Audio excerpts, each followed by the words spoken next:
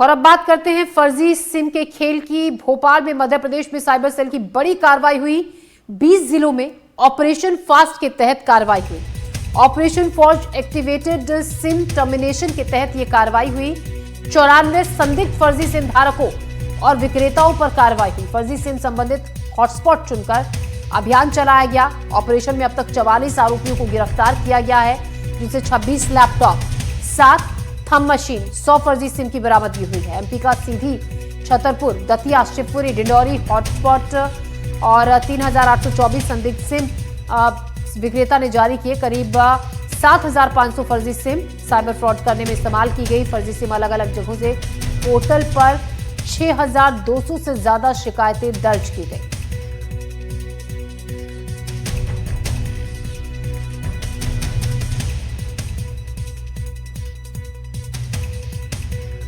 तो देखिए 3 तस्वीरें हम आपको दिखा रहे हैं। एमपी में साइबर पुलिस का बड़ा अभियान। 44 फर्जी सिम विक्रेताओं को गिरफ्तार किया गया है। सक्रिय है साइबर अपराधी जो कि कर रहे हैं इन सिम का इस्तेमाल, फर्जी सिम, और इनके जरिए डिजिटल अरेस्ट कर लोगों को ठगा जा रहा है। लोगों को बेवकूफ बनाकर उनके खाते से पैसे निकाले जा रहे हैं। तो एमपी में साइबर पुलिस का बड़ा अभियान। 44 फर्जी सिम विक्रेताओं को गिरफ्तार किया गया है जो फर्जी सिम के आधार पर ठगी कर रहे थे। फर्जी सिम को लेकर की गई कार्रवाई को लेकर SP cyber cell Pranay Nagvanshi ने एनडीटीवी से बातचीत की और बताया कि यह पहले चरण का ऑपरेशन था। अभी कार्रवाई आगे भी जारी रहेगी। ये सिम कार्ड बेचने वाले लोगों के एक से अधिक थंब लेकर फर्जी तरीके से सिम लेते थे और फिर विदेशों तक सिम की सप्लाई होती थी, जिससे ये साइबर फ्रॉड किया जा रहा था।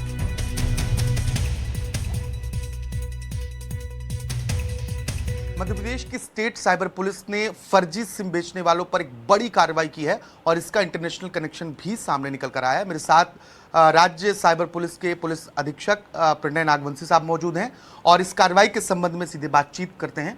सर, किस तरीके से इस पूरे ऑपरेशन को अंजाम दिया गया और ये नेटवर्क कहां तक फैला हुआ था? I4C के माध्यम से हमको ऐसे बहुत सारी मोबाइल नंबर और पॉइंट ऑफ सेल की जानकारी प्राप्त हो रही थी जहां से फर्जी सिम को बेचा जाता है। इस पर उस डेटा को हमने एनालाइज किया, उसको फिर हमने सेग्रीगेट किया। लगभग हमारे जितने भी हमने 20 जिले चिन्हित किए जहां पर सबसे अधिक मात्रा में भी फर्स्ट फेज़ में हमको फर्जी सिम बिकती हुई मिल रही थी।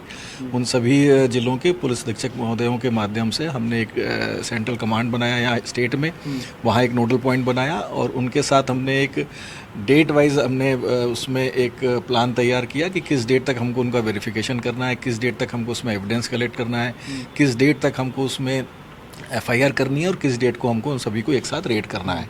तो उसी के तहत कल ये कार्रवाई की गई है और इसमें लगभग हमने पूरे मध्य प्रदेश राज्य के 20 जिलों में ये कार्रवाई की है संबंधित पुलिस अधीक्षक और उनकी टीम के माध्यम से। इसमें अभी तक 44 ऐसे अवैध सिम विक्रेताओं के खिलाफ हमने कार्रवाई की है, एफआईआर की है और साथ ही उनको गिरफ्तार किया है। सर, क्या ये नेटवर्क राज्य के बाहर भी फैला हुआ था? कुछ सिम विक्रेता राज्य के बाहर के भी हो सकते हैं? और सिम की सप्लाई कहाँ हुई थी? इसका इस्तेमाल अधिकतर इन सिमों का किन कामों में किया गया है? जितने भी आप देखेंगे साइबर फ्रॉड के केसेस होते हैं, स्पेशली फाइनेंशियल फ्रॉड हो, इवन डिजिटल अरेस्ट हो, उसमें इस फर्जी सिम का इस्तेमाल हो रहा था। साथ ही इसमें कई हमको सिम जो है इसकी जो लोकेशन है हमको अब्रॉड मिल रही थी। उसका जब डेटा मंगाया गया तो वो साउथ एशियन कंट्रीज़ में भी इनकी उपस्थिति पाई गई। एक बड़ा सवाल ये है कि जो सिम ये लोग बेचते थे उसके लिए आईडी थम्स की ज़रूरत होती थी। क्या थम्स ये किसी गांव देहात के लोगों का थम्स बिना उन्हें बताए ले लेते थे? क्या इनका मॉडल्स क्या था जिस तरीके से काम कर रहे थे? निश्चित रूप से ये बिल्कुल सही बात है कि बहुत सारे ऐसे कंज्यूमर हैं जिनको ये पता ही नहीं कि उनके नाम से कितनी सिम चल रही है। इसमें डीओटी ने काफ़ी अच्छा एक पोर्टल लॉन्च किया हुआ है, संचार साथी। उसमें सभी कोई भी सिटीजन जाके चेक कर सकता है कि उसके नाम से कितनी सिम है, पहली बात। दूसरी बात जो आपका सवाल है उसमें इनका जो मोडस ऑपरेंडी था कि ऐसे ग्रामीण परिवेश के लोग या ऐसे लोग जिनको कि बहुत जल्दी है या ऐसे लोग जिनको इस टेक्नोलॉजी की बहुत समझ नहीं है, तो उनसे ये कई मल्टीपल थंब इम्प्रेशन लेकर उनके डॉक्यूमेंट के माध्यम से फर्जी सिम तैयार करते थे। मध्य प्रदेश से जो सिम खरीदी गई वो सिम न सिर्फ मध्य प्रदेश में बल्कि झारखंड के साथ ही इंडोनेशिया और कंबोडिया जैसे देशों में भी इस सिम का इस्तेमाल किया गया, जिससे डिजिटल अरेस्टिंग और तमाम तरीके के साइबर फ्रॉड हुआ। यह पहला चरण था और आने वाले समय में और भी अपराधी पुलिस की गिरफ्त में आ सकते हैं, लेकिन आपको भी सतर्क रहने की जरूरत है कि कहीं आपका सिम कोई और डिजिटल फ्रॉड या किसी को डिजिटल अरेस्ट करने में इस्तेमाल तो नहीं कर रहा है। भोपाल से कैमरा पर्सन अभिषेक सिंह के साथ आकाश द्विवेदी, एनडीटीवी।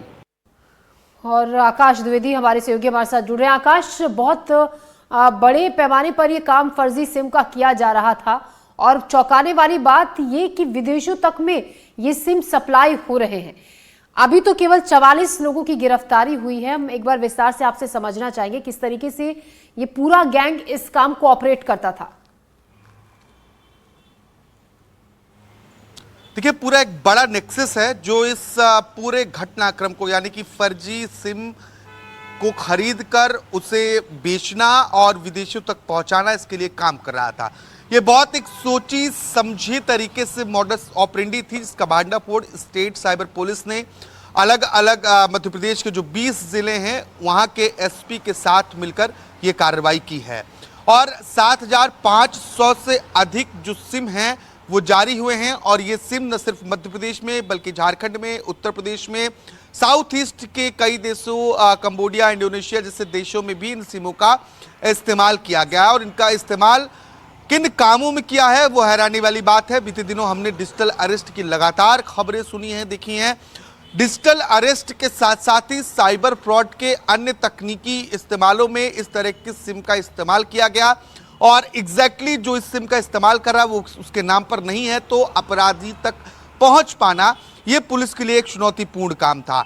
जो सिम विक्रेता पकड़े गए हैं उनके पास से कई मशीनें मिली हैं और ये सिम विक्रेता गांव देहात के भोले भाले लोगों को, जिनकी समझ इतनी अधिक नहीं होती है उनका थंब्स किस लिए इस्तेमाल हो रहा है, उनका कई मर्तबा थंब लेकर ये फर्जी सिम लेते थे और उनके दस्तावेजों का भी गलत तरीके से इस्तेमाल किया गया।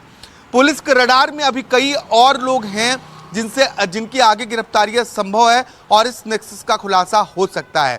3 महीने से लगातार स्टेट साइबर की पुलिस इस पूरे मसले की निगरानी कर रही थी और बाकायदा एक प्लान तैयार किया गया। इसके बाद ये कार्रवाई हुई जिसमें 44 के आसपास जो लोग हैं वो गिरफ्तार हुए हैं और ये ऑपरेशन का पहला चरण बताया गया है। अगला ऑपरेशन भी जल्द ही स्टेट साइबर पुलिस लॉन्च करेगी और इस गैंग के सरगना तक भी पहुंचने की कोशिश पुलिस द्वारा की जाएगी, क्योंकि ये जितना बड़ा नेक्सस है उसके मुताबिक बहुत कम लोगों की गिरफ्तारी हुई है। ये सिर्फ सिम संचालक, सिम धारक हैं, लेकिन जो लोग असल में इस सिम को खरीदने के बाद विदेशों तक सप्लाई कर रहे थे उन तक पहुंचना बाकी है। और अगर उन तक पहुंचे तो कई बड़े ठग भी पुलिस के शिकंजे में आ सकते हैं। ज्योति, बिल्कुल, कई बड़े बड़े ठग भी पुलिस के शिकंजे में आ सकते हैं। ऐसे में आकाश, एक और अहम बात तो ये कि जिस तरीके से इस मामले में पता चला है कि खासतौर से ज़्यादा जो गांव के भोले भाले लोग होते हैं, बहुत टेक्निकली वो स्मार्ट नहीं होते हैं, वो लोग ज़्यादा चपेट में आते हैं इन ठगों के। लोगों को अवेयर करने के लिए क्या पुलिस की तरफ से कोई इस तरीके की जागरूकता अभियान चलाया जा रहा है? लोगों में अवेयरनेस को फैलाने के लिए कुछ इस लेवल पर काम हो रहा है क्या? देखिए, इसके लिए अलग से विशेष कोई अभियान तो नहीं है, लेकिन साइबर फ्रॉड और इस तरीके की जागरूकता के लिए समय समय पर ऐसी बातें होती रही, लेकिन उसका असर जो जमीनी स्तर पर होता है वो बहुत खास हमें देखने को नहीं मिला, खासतौर पर जिन क्षेत्रों में ज़्यादा ज़रूरत है। और अब इस विषय को लेकर तो खास तौर पर बहुत अधिक ज़रूरत है, क्योंकि बहुत ज़्यादा लोग ये नहीं जानते हैं कि उनके नाम पर कितनी सिम खरीद ली गई है। हालांकि भारत सरकार का एक पोर्टल है और इस पोर्टल पर आप अपना आधार नंबर डालकर ये जान सकते हैं कि आपके एक आधार कार्ड पर कितनी सिम एक्टिवेट है और कहां कहां ये संचालित हो रही है। अगर वो सिम आपसे ताल्लुक नहीं रखती, आपने नहीं किया है, तो सीधे पोर्टल के माध्यम से, ये गृह मंत्रालय का पोर्टल है और सीधे पोर्टल के माध्यम से उस सिम को, उस नंबर को आप रिपोर्ट कर सकते हैं। लेकिन इसकी भी जागरूकता एक बड़े स्तर पर, बड़े पैमाने पर फैलाने की जरूरत है, ताकि ये जो फर्जी तरीके से सिम इशू करने वाले लोग हैं उन तक अगर लोग पहुंचते भी हैं तो कम से कम उनकी आईडी का, उनके थम्स का या उनके किसी भी पहचान पत्र का गलत तरीके से इस्तेमाल ना हो। इसके लिए लोगों को खुद सतर्क रहने की जरूरत है। आकाश, आपकी बात हो रही थी जो जांच अधिकारी हैं इस पूरे मामले को लेकर, क्या अगर हम आप ही के जरिए जानना चाहें, लोग ये बात सुन रहे हों कि किन खास बातों का, अगर ऐसी हम 2-3 बातें समझना चाहें कि हम इन चीज़ों का अगर ख्याल रखेंगे तो हम इस तरीके की ठगी का शिकार नहीं होंगे, किन खास बातों का ख्याल रख सकते हैं इस दौरान? क्योंकि फ़ोन देखिए कई आते हैं, कई तरीके के फ़ोन आते हैं, कई बार लोग बहकावे में आ जाते हैं, जिस तरीके का लालच फ़ोन कर दिया जाता है, कई कस्टमर केयर नंबर्स होते हैं, नहीं पता चलता है। तो किन खास बातों का 2-3 बात ऐसी जिनका ख्याल रखा जाए? देखिए, जिस विषय पर हम चर्चा करें इसमें 2 महत्वपूर्ण बिंदु हैं जिन पर ध्यान देने की बात है। एक तो आपके नाम से फर्जी सिम ना खरीदी जा सके, ये हमें सबसे पहले ध्यान रखना होगा, क्योंकि अभी जिस तरीके से कार्रवाइयां हुई हैं इससे स्पष्ट हुआ है कि कई लोग इसका शिकार हुए हैं। और दूसरी महत्वपूर्ण बात है कि हम डिजिटल ठगी से भी बचें, किसी तरीके से ठगी का शिकार ना हो। पहले बिंदु की चर्चा करें तो क्योंकि अभी सिम खरीदने के लिए बाकायदा आपको आधार कार्ड और अपना थंब देना होता है। एक से अधिक बार आपका थंब कोई ना ले, खासतौर पर गैप के आधार पर, और आप ये निश्चित करें कि आप उसके मॉनिटर को या वो क्या प्रोसेस कर रहा है, अगर आप वो देख पा रहे हैं तो उसे जरूर देखने की कोशिश करें। और जो केंद्र सरकार का पोर्टल है, समय समय पर उस पर अपनी आईडी डालकर ये चेक करें कि आपके नाम पर कितनी सिम इशू है। अगर एक से अधिक या जो आपने इशू नहीं कराई है वो सिम शो हो रहा है तो उसकी शिकायत करें, इसको रिपोर्ट करें। दूसरी बात है साइबर ठगी से बचना। डिजिटल अरेस्ट के मामले जिस तरीके से बीते दिनों सामने आए, ये किसी तरीके का कानून नहीं है। डिजिटल अरेस्ट कोई भी आपको नहीं कर सकता है। ये लगातार केंद्र सरकार कॉलर ट्यून्स के माध्यम से, बीते दिन हमने सुना कि जब हम फोन लगा रहे थे इसका बकायदा मैसेज प्रसारित हो रहा था कि ऐसा कोई प्रावधान है ही नहीं, ऐसी कोई प्रक्रिया ही नहीं है। तो आप ये मत समझिए कि कोई आपको डिजिटल अरेस्ट कर सकता है। अगर ऐसे कॉल आपके पास आ रहे हैं तो सावधान हो जाना है। जल्दी अमीर बनने के चक्कर में अधिकतर लोग साइबर फ्रॉड का शिकार होते हैं, तो लालच सबसे पहले छोड़ देनी है। जैसे आपको कोई फोन करके ये बताए कि आपकी लॉटरी लग गई है और एक ओटीपी आ रहा है, आप उस ओटीपी को बता दीजिए या 15,000 रुपए जमा कर दीजिए, 1.5 लाख रुपए की लॉटरी है। तो इन सब बातों में कतई नहीं फंसना है। बहुत धैर्य के साथ अगर आप काम करेंगे तो निश्चित तौर पर आप साइबर ठगी से बचे रहेंगे। जी आकाश, बहुत शुक्रिया तमाम जानकारी और अपडेट देने के लिए। विस्तार से हमारे सहयोगी आकाश ने हमें समझाया ये पूरा मामला और किस तरीके से आप कुछ बातों का ख्याल रखकर साइबर ठगी से बच सकते हैं।